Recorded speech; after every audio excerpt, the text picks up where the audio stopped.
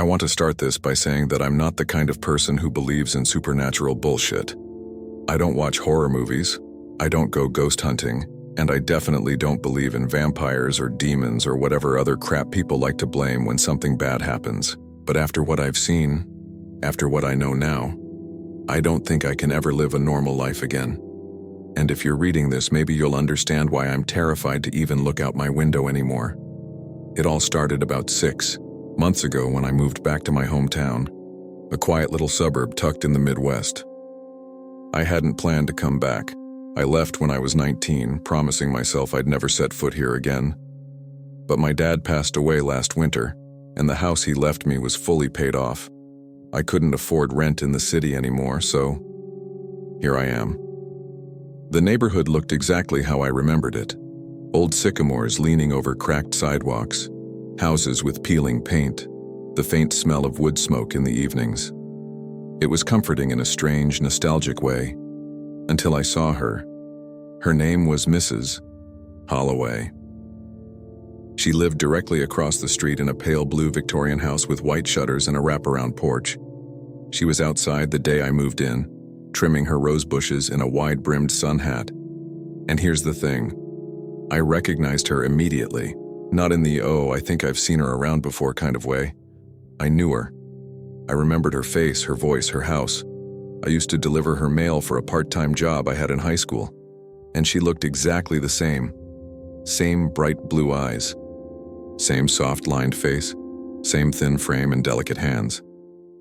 Only, that was almost 30 years ago.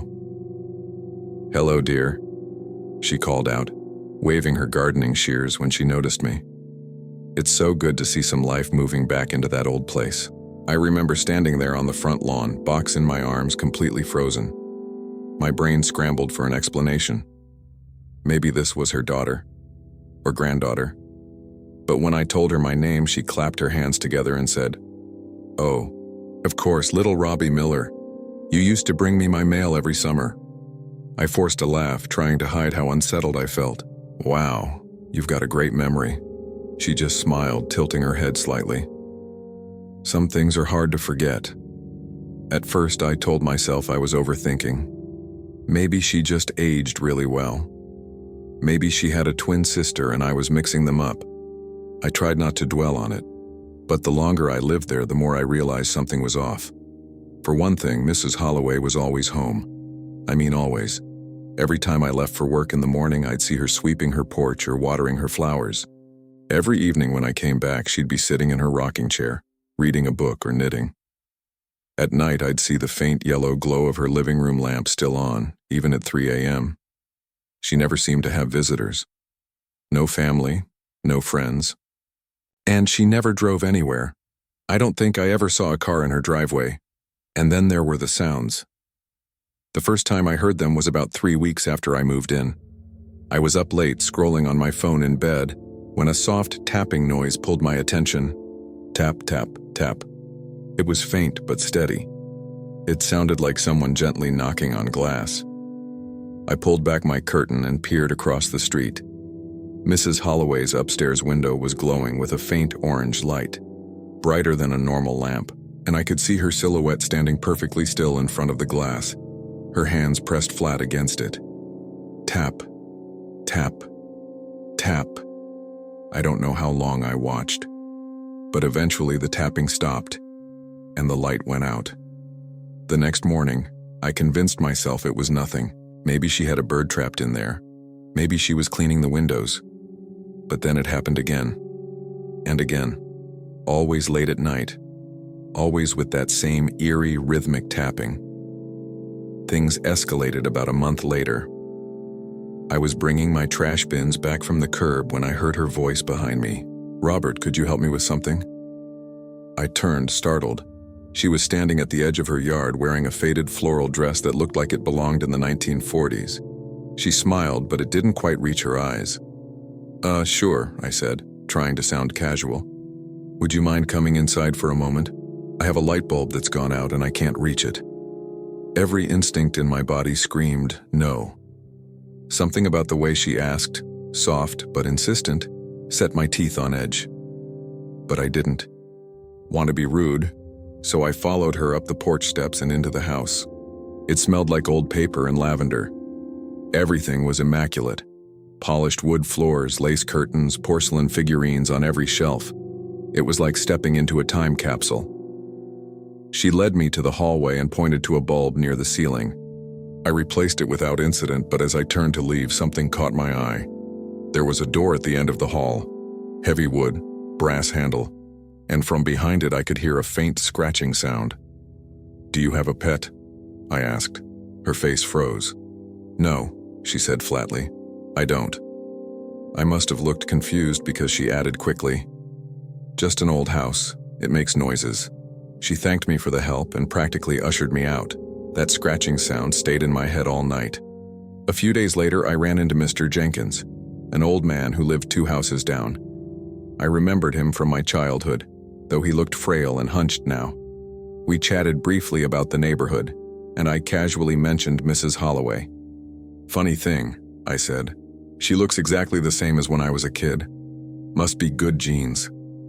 His expression changed immediately. The color drained from his face. "You stay away from that woman," he muttered. "You hear me? Stay the hell away." I laughed nervously. "Why? What's wrong with her?" But he just shook his head and shuffled off without another word. That was when I decided to do some digging. I spent the next 2 nights searching online for anything about Mrs. Holloway. Property records, obituaries, census data. What I found made my blood run cold. She had lived there for decades. Her name appeared in a newspaper article from 1974 about a neighborhood block party. Another mention popped up in a 1960 community gardening competition. Then I found a black and white photo from 1953.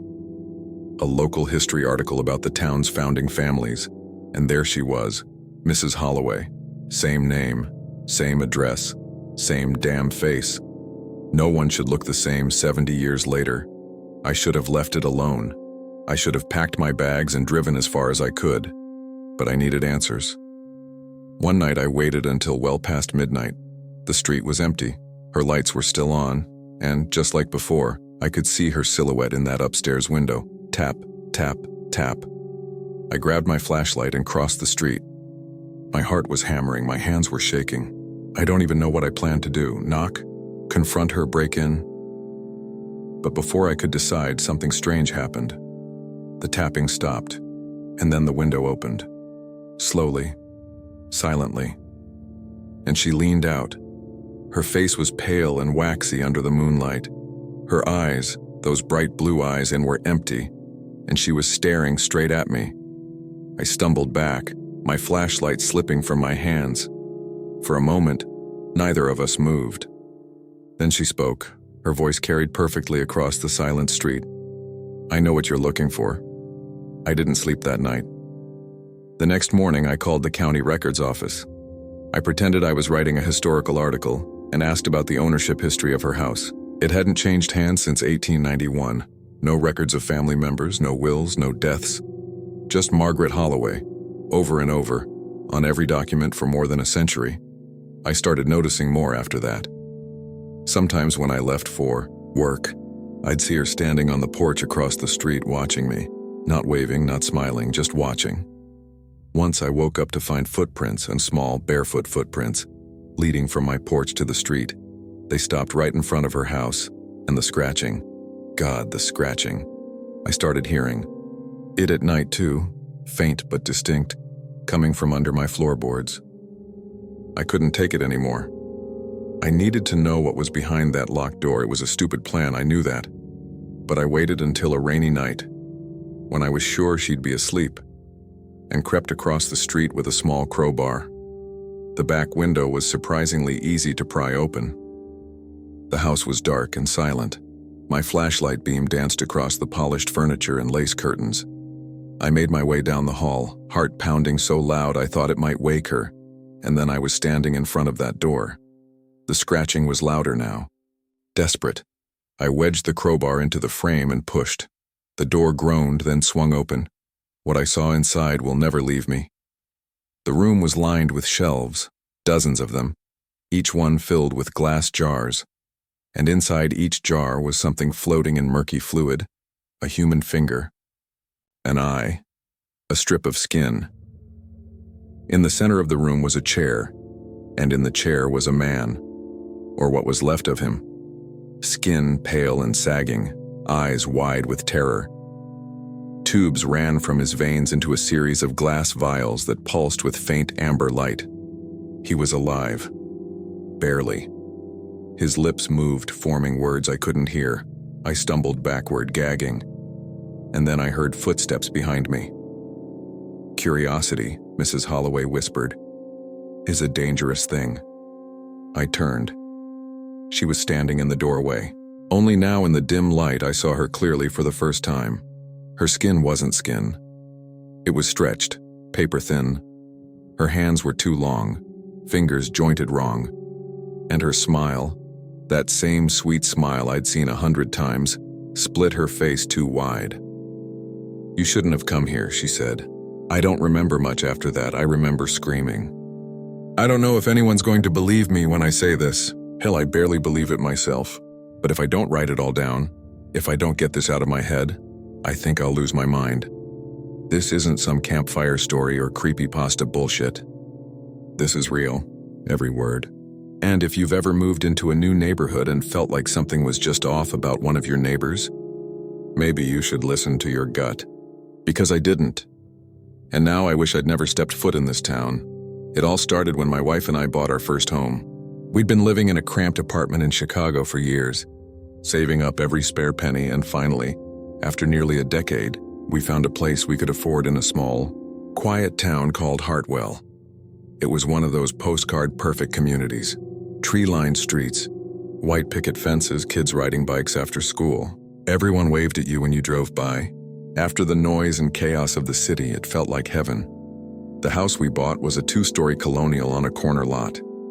It was old but sturdy, with creaky wooden floors and a big oak tree in the backyard. I was already picturing cookouts and summer nights under the stars. We moved in on a Sunday. By Wednesday, I'd already met half the block. Mr. and Mrs. Connor brought us a basket of baked goods. The Johnson twins offered to mow our lawn for a couple bucks. Everyone was friendly. Everyone was normal. Everyone except her. Her name was Eleanor Wicks. She lived next door, a tall, thin woman with immaculate silver hair and sharp green eyes. I met her the day we moved in. She brought over a pie, smiled politely, and welcomed us to the neighborhood. She was kind, polite, perfectly pleasant. But there was something about her that made me uneasy from the moment I met her. It was the way she looked at me, too intently, like she was studying me. Like she already knew me. I brushed it off. First impressions are weird sometimes. But as the days went by, I started noticing little things that didn't make sense. For one, Eleanor was old.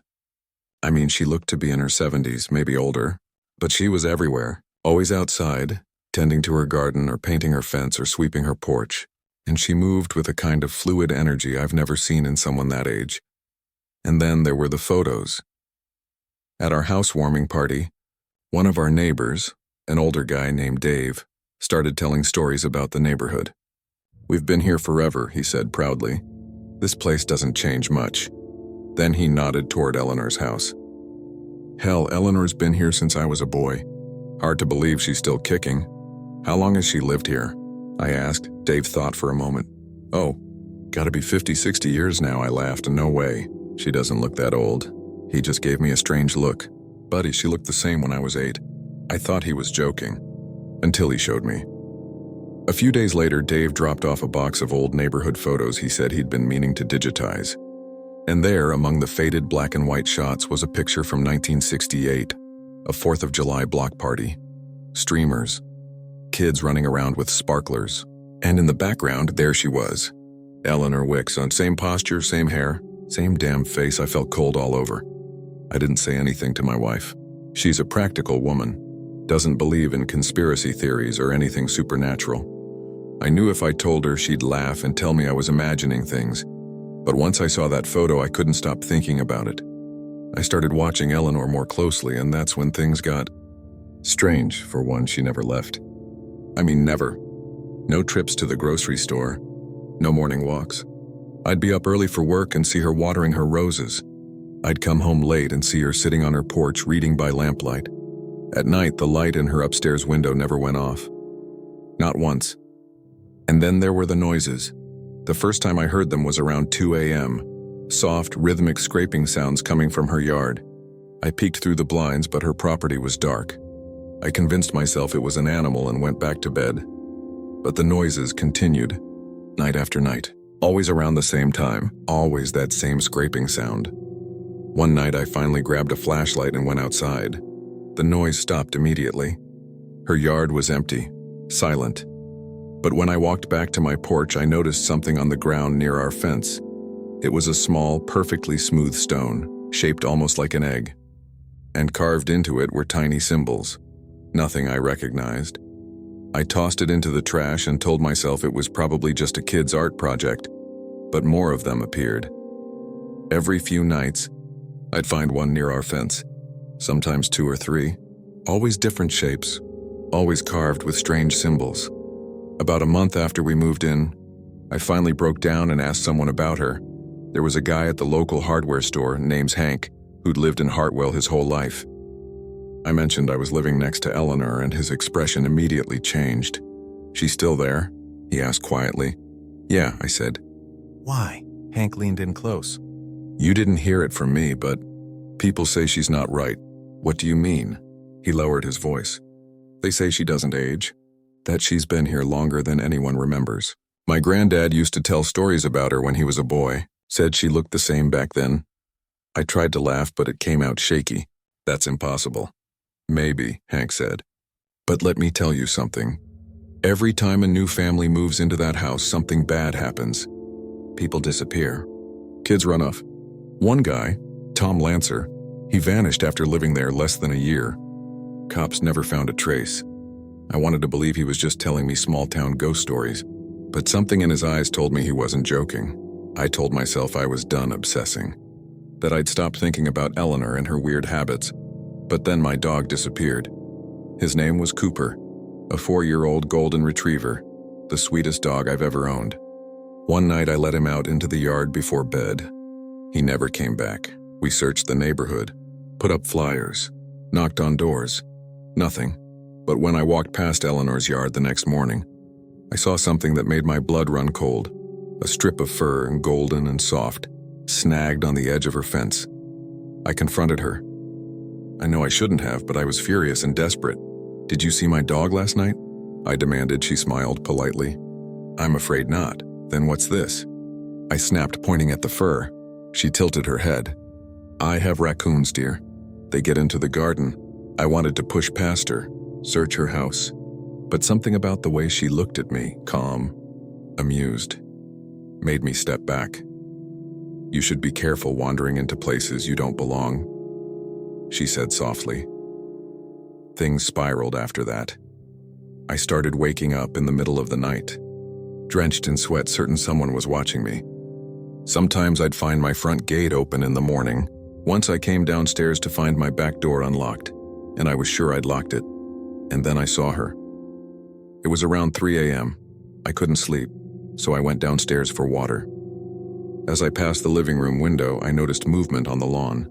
Eleanor was standing at the edge of our property, perfectly still, just staring at the house. I ducked back from the window, heart pounding. When I looked again, she was gone. I didn't sleep that night. I had to know. I had to prove something was wrong with her. So one night I waited until she turned off her porch light and snuck into her yard. My plan was simple. Look through a few windows, maybe snap a photo, get some kind of evidence. But the moment I stepped into her backyard, I realized I'd made a mistake. There was a smell, and sweet and metallic, like rotting flowers and blood. And there were more of those stones, dozens of them, arranged in strange patterns in the dirt. I crept up to one of the basement windows and peered inside. What I saw made my stomach drop. The room was dimly lit by candles, and the walls were covered in what looked like ancient writing. And in the center of the room was a table. On the table were bones, small ones, dozens of them. Some looked like animal bones, others didn't. I stumbled backward, nearly tripping over the stones. That's when I heard the door creak open behind me. "Curiosity," Eleanor said softly, "is a dangerous thing." I turned. She was standing barefoot in the grass, wearing a long white nightgown. And she was smiling. "How old do you think I am?" she asked. I didn't answer. I couldn't. She took a step closer. "I remember when they built this town. I remember when this land was nothing but forest and fire." I ran. I didn't look back. The police didn't believe me. They said there was nothing illegal. About having bones in your basement, they were probably decorative. They said there was no proof she had anything to do with my dog's disappearance. My wife thinks I'm paranoid. She's talking about therapy, but I know what I saw. I know what she is. And last night when I got up to check the locks for the 100th time, I found something on our doorstep. It was one of those stones, and smooth and perfect, carved with a single symbol, and next to it was Cooper's collar. I don't think she's human. I don't think she's ever been human, and every night I feel her watching us, waiting. She hasn't aged in 50 years, and I don't think she ever will. I've never told anyone this story, not the full version at least. It's not because I'm scared people won't believe me, though I know most won't. It's because saying it out loud makes it feel real. And if it's real, then I can't ever escape it. But it's been eating away at me for years now, and I'm tired of waking up in a cold sweat every night. Maybe writing it down will help. Or maybe it's just my way of warning whoever reads this. If you ever meet someone who doesn't seem to age, get away from them. Don't talk to them. Don't even look at them, because I didn't. And now I live with the knowledge that something inhuman is living behind the house next door. I moved to Marrow Creek 2 summers ago. It's a tiny town tucked between the woods and the river, the kind of place where everyone knows everyone and nobody locks their doors. I was 29, recently divorced and desperate for a fresh start. I found a cheap rental on the edge of town, a small 2-bedroom house that had clearly seen better days. The landlord told me the place had been empty for almost a year, but it had good bones. I didn't care. I just needed space, silence. My next-door neighbor introduced herself the day I moved in. Her name was Agnes Vale.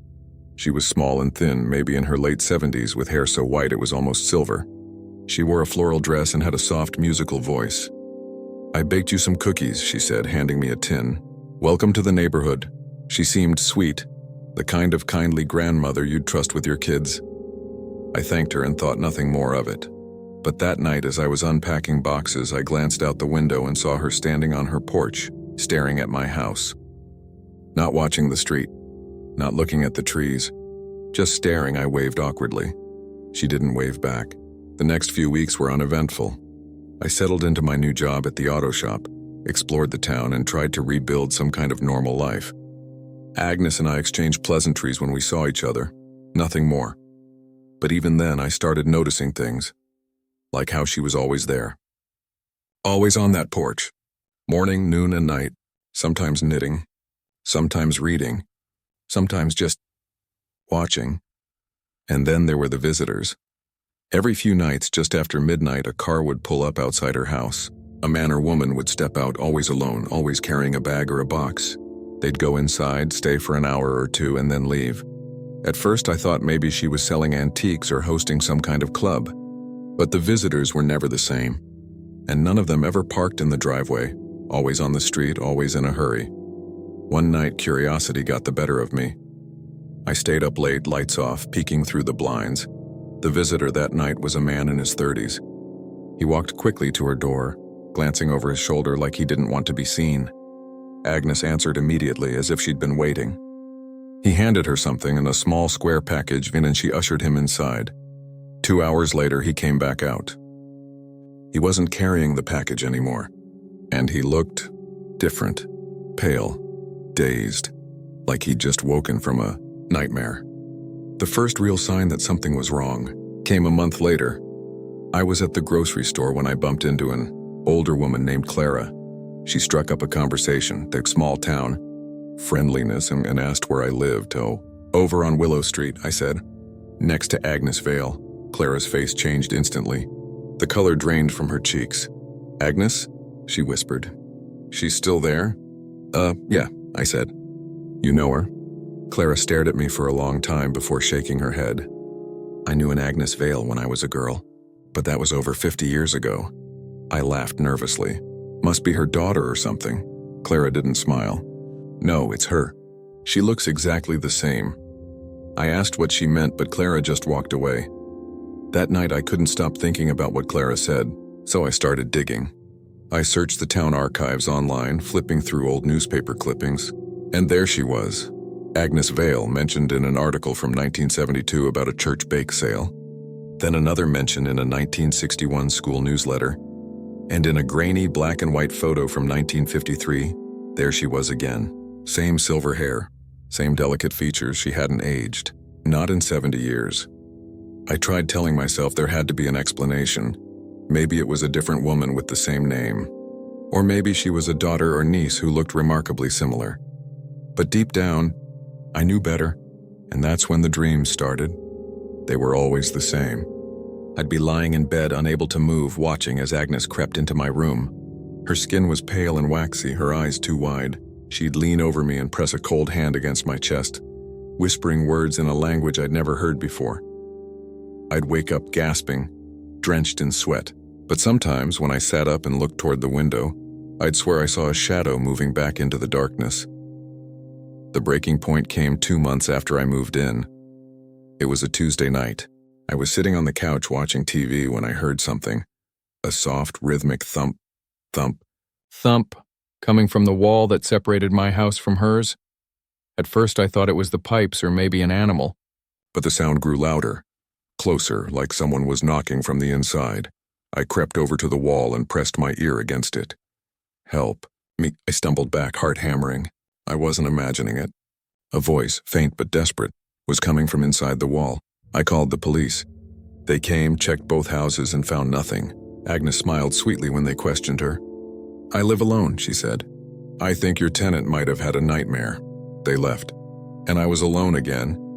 But the knocking didn't stop. I started losing sleep. I boarded up my windows. I considered breaking my lease and leaving altogether. But something held me there, a sick, gnawing need to know the truth. So I did something incredibly stupid. I decided to break into her house.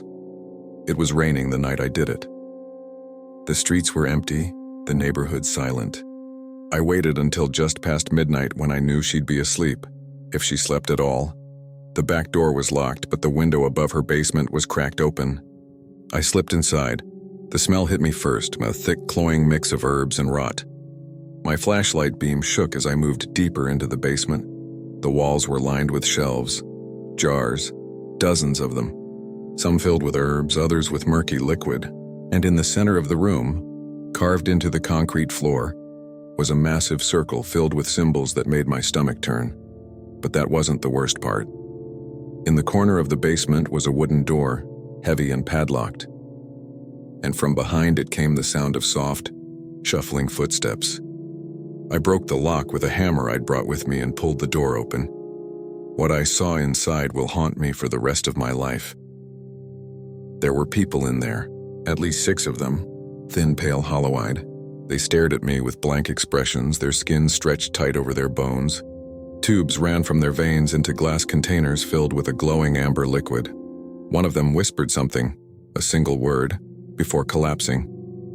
Please. I was frozen. I couldn't move, couldn't think, and then I heard her voice behind me. Curiosity, Agnes said softly, is a dangerous thing. I turned slowly. She was standing in the doorway, barefoot, wearing a nightgown soaked from the rain, but she didn't look 70 anymore. Her skin was smooth. Her hair was dark. She looked 30, maybe younger. You shouldn't be here, she whispered. You weren't supposed to see this. I ran. I don't remember how I got out or how I made it back to my house. I just remember locking the door and collapsing against it, shaking so hard I couldn't breathe. I called the police again. They searched her house. They found nothing.